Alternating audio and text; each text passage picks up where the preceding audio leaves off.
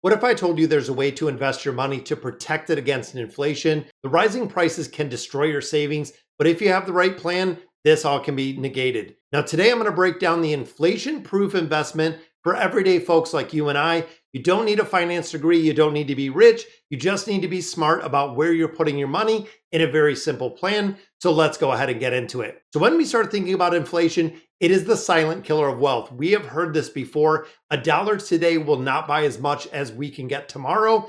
At just 3% inflation, which currently we're at 2.8, your purchasing power will be halved in roughly 24 years. Think about that for a moment. That half, your purchasing power is half in just 24 years. Even worse, if you're putting money into financial institutions, if you're earning, that 0.1 or even that 1%, that is not savings. That is losing money in a very, very slow motion. But here's the thing. Inflation is not the enemy if you invest your money the right way. Some investments thrive during inflation. So let me show you how to build this portfolio to have it really investment and really inflation proof. Now, the core of inflation is real assets. When you think about money in the bank, it's great to have some money. If you're earning a pretty good yield in a high yield savings account, 4%, okay, we can keep our emergency fund there. Anything above and beyond that you have to that 3 to 6 months of expenses need to be invested in assets and need to be invested in assets that will increase in value. When we think about vehicles, they are the biggest depreciating asset that we have, meaning the more money you spend in a vehicle up front, $50,000, $60,000, $70,000 vehicles, those assets will essentially go to a point where they're not worth anything.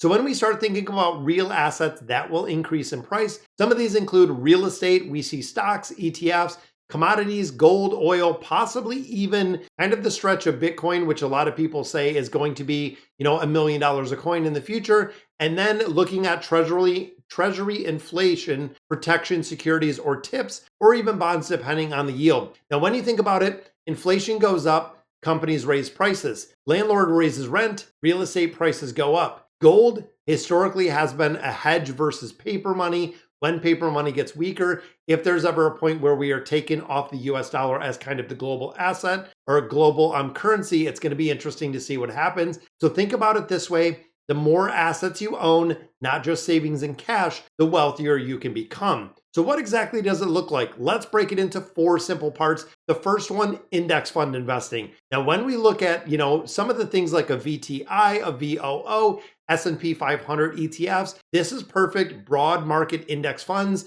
Again, that VTI or that VOO going to give you ownership in hundreds of companies. Historically, the stock market has almost always beat inflation and has built real wealth. When we start looking at, millionaires in the United States, almost 90% of them are self-made millionaires, and most of them are coming from investing in index funds, just like we see before. Second part of this is REITs. I don't want to buy houses. I do not want to be a real estate investor. I do not want to be a landlord. I can still have exposure by investing into REITs, real estate investment trusts, with as little as $10. Now, we've seen fund rise. We've also seen a lot of other REITs. You can definitely check them out and see where you want to put your money. Not investing again in the physical real estate, but investing into real estate itself. You can do this a lot of different ways. It can be residential, it can be commercial, it can be industrial. You can kind of pick and choose what REITs you want, but make sure you do your own research. Now, also when we think of bonds, so TIPS or Treasury Inflation Protected Securities,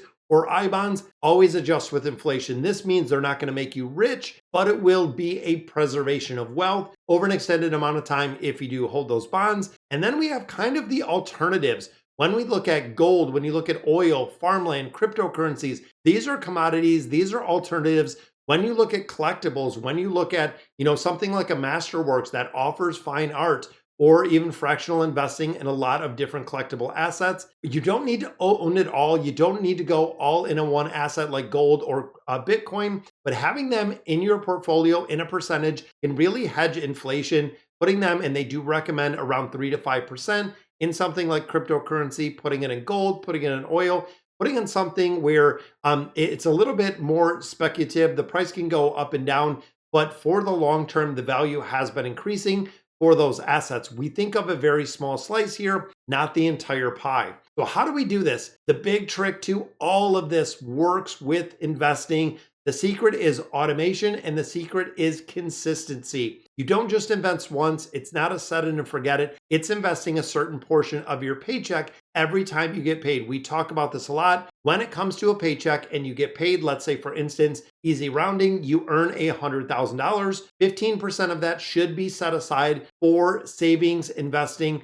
saving for kind of the future you, meaning that you have to manage all of your other expenses with 85% of your salary. Now, of course, this can be a little bit more difficult because when you take taxes out, when you take, your 401k contributions, which are investing, but when you start looking at healthcare costs, when you start looking at a lot of different things, living on that 85% of income can be incredibly challenging for individuals, depending how much you make, but it's all about the quality of life that you want to maintain. Now, of course, we use a lot of different apps for this. I use M1 Finance, we have Robinhood, and I do dollar cost averaging. So what I do is when I get 100% of my income, I have 10% of that right off the top that is going into investment accounts. I don't even see it. That leaves me that 90% left, another 5% going into a little bit more speculative like cryptocurrencies. But then I do a dollar cost averaging. Most of you know, if you've been watching the channel for a while, I invest money every single Monday morning into the stock market outside of my 401k, outside of my Roth. This is a taxable brokerage account that I do investments every Monday morning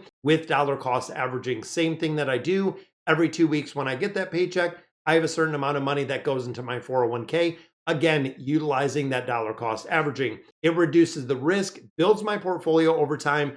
If inflation is going crazy, if it's up, if it's down, even if the stock market is up or down, I am investing over and over and over. Now, some of the traps and some of the things you have to really keep an eye on, make sure you're not making these mistakes, is one, keeping your money liquid. When a lot of people say cash is king, if you're keeping it in a savings account and you're not earning money, you are slowly losing money. Panic selling when the market dips. We've seen this in 2022. As soon as the market took a dip, a lot of people cashed out, locking in and guaranteeing those losses. If we look at the last 3 years, it has been an incredible rally that we've seen, which is kind of crazy with the S&P soaring to all-time highs, the NASDAQ soaring to all-time highs. And it seems like the rest of this year, it is going to continue. And then, of course, chasing the latest and greatest, looking at the trends, looking at like Nvidia and what it's doing, being on fire, looking at Palantir, looking at Bitcoin. Stick to the plan. If you come up with a plan and you're going to invest, 2% of your portfolio in an Nvidia, if you're going to put 2% in Palantir, stick to the plan. Stick to the plan, dollar cost averaging, putting your money in on a regular basis. Your worst enemy isn't just inflation with investing, it is impatience. When you set the plan and you have a good plan in place, you only have to give it time before that plan really starts to prosper. So if you want to beat inflation and really create long-term wealth, it starts with the actions you put in place today. Follow the plan, invest accordingly, let time do the heavy lifting with compounding interest. Now, if you found this video helpful, hit that like button, subscribe for some more no fluff personal finance videos, investing, and let me know in the comments, what is the biggest worry of inflation? And I'll see you in the next one.